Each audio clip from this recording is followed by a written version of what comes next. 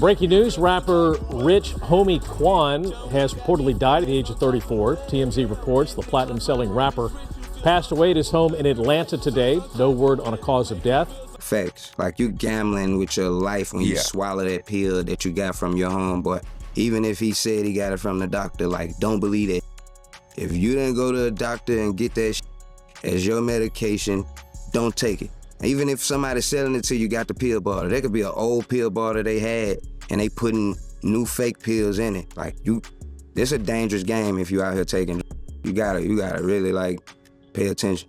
Rich Homie Quan's sudden death is still a mystery, but the truth is about to hit even harder. Hurricane Chris just dropped a bombshell in his recent interview with Vlad TV and has got everyone questioning everything about Rich Homie Quan's sudden and tragic death at just 34 years old. Chris is basically confirming that Quan was unalived, and not just in any conventional way, he was poisoned. Honestly, several things about Quan's death didn't make any sense, and Chris's interview might just blow everything wide open. Rich Homie Quan was found dead at his home on September 5th, with early reports suggesting an OD. But here's where things get really tricky. According to Hurricane Chris, who is still processing the loss himself, this might not be just another tragic story of party pills gone wrong. In the interview with Vlad, Hurricane Chris seemed stunned, saying he had just performed on the same stage with Quan only 3 weeks before. The disbelief in his voice was visible. And while Vlad shared some lighter moments, remembering Quan's positive energy and career highlights, the conversation took a dark turn when Chris hinted that this OD might not be as accidental as it seems.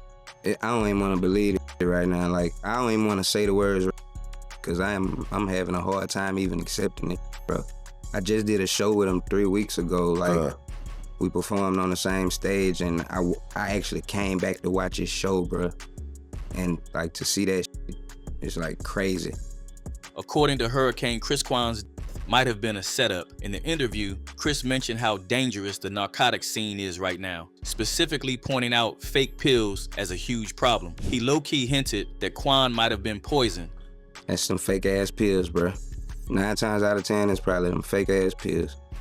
Like, I don't knock nobody who do what they do, but it's too dangerous to get anything off the streets. I don't know if that's the case, but with fake stuff circulating the streets, you can't help but wonder, did someone deliberately give Quan a fatal dose? Chris made a point about how dangerous it is to trust anyone when it comes to pills, but there is another crazy theory. What if someone close to Quan made sure he never saw the light of day again? Because ever since Quan died, people have been trying to connect a lot of dots as to who would want Quan gone, and one of the names that keeps coming up is YSL. Quan and Young Thug, both stars in Atlanta's rap scene, were once tight, but then things went south. Their beef became public, and it wasn't just petty words thrown over Twitter either. Rumors have swirled for years about how deep this beef really went, and it got to the point where Lil Woody, a known YSL affiliate, allegedly shot up Quan's dad's barbershop.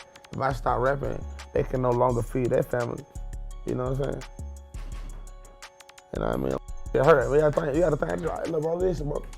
My grandma just died last week, bro. My dad in the hospital, bro. The mama that raised him, bro, he can't even go to her funeral, bro. There be a lot of do you feel? You feel me? Like, do you feel after that situation, do you feel like you need to get more security, you need to protect yourself more? You know, I wouldn't say that. Coming that close to home? No, it ain't even that, man. No, bro.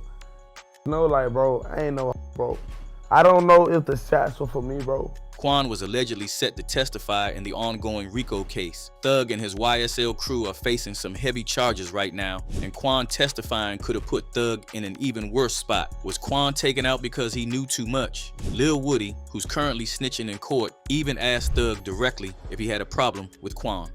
Did you tell police that Thug had an issue with I think I Rich just answered you. Quan? I don't think you did. Oh, if you did, I did not hear you. So I'm sorry. I said it. Thug was trying to protect Rich Homie. He was calling us saying that, man, hey man, leave Rich Homie alone. Like, yo, he don't tell me what to do.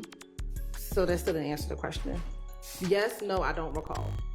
Did Thug have an issue with Rich Homie Quan bringing members of IF to his apartment? Thug, did you have an issue with Rich Homie? I'm asking you for what you told the police. And I'm answering you. I just told you several times. I tell the police anything. Okay. Rich Homie Quan's autopsy results also have been super confusing. Initially, it was being labeled as a potential OD, but now we are hearing that they are still performing more tests as something is not adding up, and the toxicology report could take weeks or even months to finalize. Even Quan's own father has said that he's not jumping to conclusions. He's waiting for the full autopsy report before making any bold statements, but he also said that he would be getting a second opinion if things seem off. And if your own family is thinking about a second autopsy, that should tell you how suspicious this situation is. So I don't think it was intentional. I think that's what's going on with a lot of people. Well, I can't. I'm not at liberty to speak on it. I understand. Because I don't know. My son could have died from something else, so that's something I would not speak on. I got you. But But once the results are available, and I do a second opinion, then I'll speak on it. And I'm not in denial about anything, because at the end of the day, we're all human, bro. To make matters even more confusing, Quan's girlfriend, Amber Williams, is also being dragged on the internet for hiding something. She made the 911 call after finding him unresponsive on their couch. According to her, everything seemed normal when she left to drop off her son at school. But when she returned and touched Quan's body, she realized he was cold to the touch. What's unsettling is that his brother, Andre Mumford, also noticed something strange earlier that morning. He found Quan on the floor with food still in his mouth, so he put him on the couch and went to sleep. People are calling out both Amber and Andre for not doing enough when they found him and hiding something. One user said, when she put the blanket over him, she didn't see him foaming out the mouth. Dre said it was unusual for Quan to be on the floor with food in his mouth, so why didn't he call the ambulance? And Amber was to calm on that call. I would have been hysterical, and I'm not getting on live playing in my hair on my way to my man's funeral. Another person said, in all theory, if he found him on the floor with food in his mouth, let's be real, who was around him around the time he was eating his GF? She knew he wasn't going to be okay.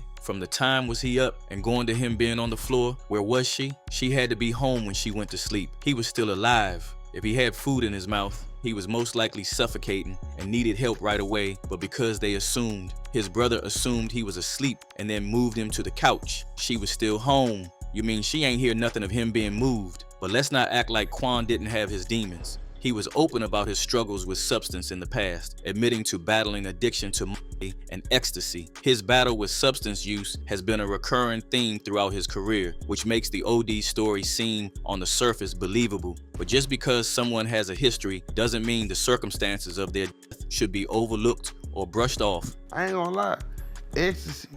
When I don't encourage, but yeah, no, we're not encouraged. Yeah, we're not encouraged, Yeah. but bro. That was the best. This is the best shit ever. Like that and weed, bro. Cause I just told you, bro. It make you wanna fuck. It make you like, bro. I'm like a motherfucker. I'm rapping like a motherfucker, and I'm up. Quan's past struggles could have made him an easy target for anyone looking to make his death appear accidental. But if Hurricane Chris's suspicions are right, Quan's death was far from a tragic accident. It was a calculated move by someone who wanted him gone. And the fans are already talking about Hurricane Chris speaking up about Quan's tragic death. One fan was not holding back, saying, Chris talking straight facts, real talk, straight up. And another one chimed in with, respect for Chris saying this. Clearly, people are feeling Chris for being so upfront with the situation. But what do you think? Do you believe Chris's claim that Quan was poisoned? Was Quan's death truly a red rum, or is there something else going on behind the scenes? Let me know in the comments below. And while you're here, don't forget to like and subscribe for more real stories from the hood, just like this one.